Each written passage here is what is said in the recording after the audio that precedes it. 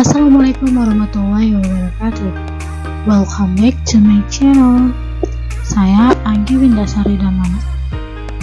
Di video kali ini saya akan memaparkan sedikit mengenai pajak dalam perusahaan.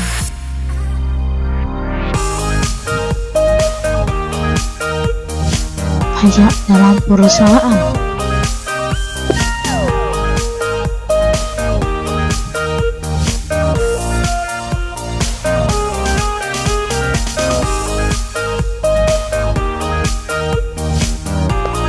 Pajak untuk individu. Ada 4 poin penting, yaitu pajak atas penghasilan perusahaan, kewajiban memotong pajak pihak lain, pajak atas transaksi, dan pajak lainnya. Lalu, ada pajak dalam perusahaan, memiliki 3 poin penting, yaitu pajak atas penghasilan perusahaan, kewajiban memotong pajak pihak lain, dan pajak lainnya. Lalu ada pajak penghasilan. Pajak atas penghasilan perusahaan yang dipotong oleh pihak ketiga terdapat dalam PPh pasal 22 dan PPh pasal 23. Lalu pajak penghasilan yang diangsur oleh perusahaan terdapat dalam PPh pasal 25. Dan pajak atas penghasilan perusahaan yang diperhitungkan setiap akhir tahun pajak terdapat dalam PPh pasal 29. Selain itu ada juga pajak penghasilan pihak ketiga, di antaranya PPh 21, PPh 23, PPh 26, dan PPh pasal 4 ayat 2 atau bunga tabungan dan deposito.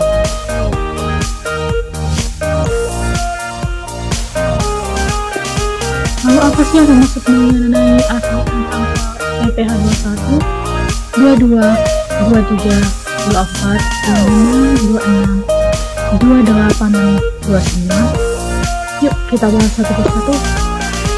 Nah, yang pertama, PPh 21.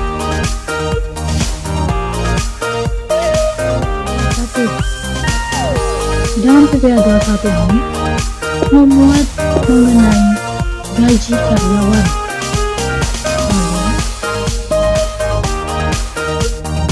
PPh 22 ini memuat mengenai benda dan impor. PPh 22 barang tertentu memuat pemungut dan pihak yang dipungut. Dan di PPh 23,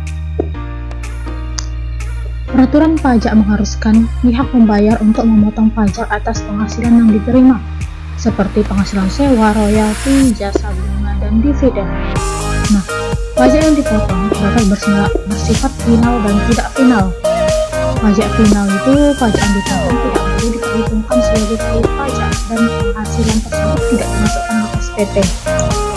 Lalu pajak tidak final, potongan pajak dimasukkan sebagai kredit pajak dan penghasilan dimasukkan dalam SPT. Pajak di PPh 24 itu mengenai pajak luar negeri. Lalu PPh 25 mengenai angsuran pajak. PPh 26 yaitu penghasilan yang diterima oleh wajib pajak luar negeri. Lalu ada PPh 29 dan PPh 28.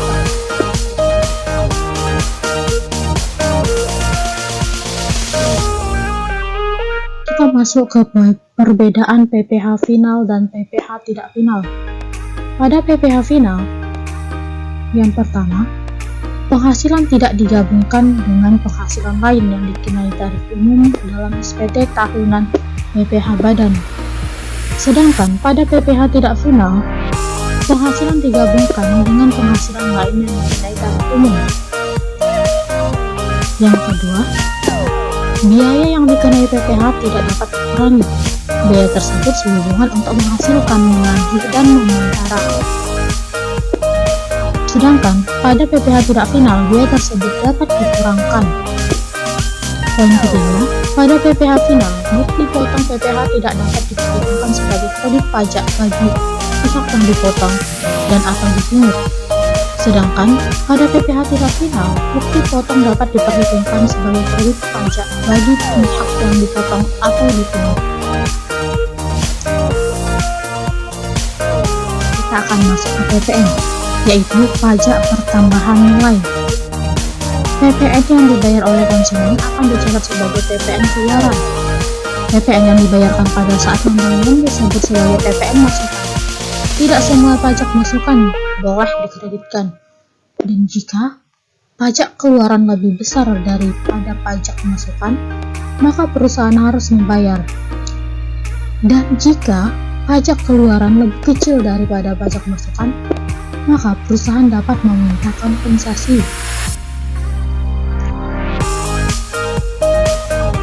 Lalu, setelah kita membahas PPN,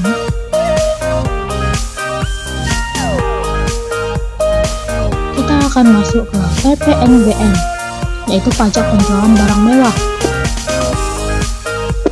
PPNBM ini dikenakan hanya satu kali, yaitu pada pengisian hasil barang mewah dan importir barang mewah. PPNBM tidak boleh dikreditkan dengan pajak lain. PPNBM akan ditambahkan dari harga jual yang telah ditetapkan oleh konsesioner atau importir. Dan ada pajak lainnya seperti PBB atau pajak bumi dan bangunan, BPHTB, biaya perolehan hak atas tanah dan bangunan, serta pajak makanan. Pajak lain ini akan dicatat sebagai beban saat tertentunya. Untuk BPHTB akan dicatat menambah harga perolehan dari tanah dan bangunan yang telah dibeli. Nah, setelah itu kita akan membahas mengenai ketetapan, keberatan, dan banding. Yang pertama itu ada surat ketetapan pajak. Nah, itu jika jumlah pajak yang telah dibayarkan tidak sesuai ketentuan sehingga menetapkan jumlah pajak yang berbeda. Lalu, keberatan diajukan atas surat ketetapan pajak tersebut. Setelah keberatan diajukan, barulah banding diajukan atas surat keputusan keberatan tadi. Nah, lalu keberadaan SKP yang belum diselesaikan proses keberatan dan banding ditetapkan dalam laporan keuangan termasuk jumlah dan isi ketetapan tersebut.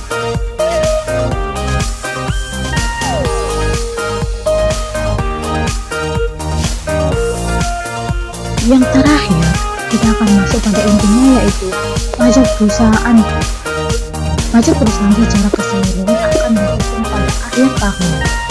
Pajak penghasilan dihitung dari penghasilan kena pajak dikalikan dengan tarif pajak yang berlaku, dan penghasilan kena pajak itu dihitung dari laba sebelum pajak atau dihasilkan dari pembukuan akuntansi, kemudian dikoreksi atau direkonsiliasi. Nah, koreksi dan rekonsiliasi fiskal diperlukan karena terdapat perbedaan aturan antara akuntansi dan pajak dalam mengukur pendapatan dan beban. Sekian yang bisa katakan. Lagi dan penjelasan saya mohon maaf bila ada kata-kata yang kurang dimengerti. Bisa Anda pause videonya dan baca slide-nya. Wassalamualaikum warahmatullahi wabarakatuh. Sampai jumpa di channel saya selanjutnya. Thank you.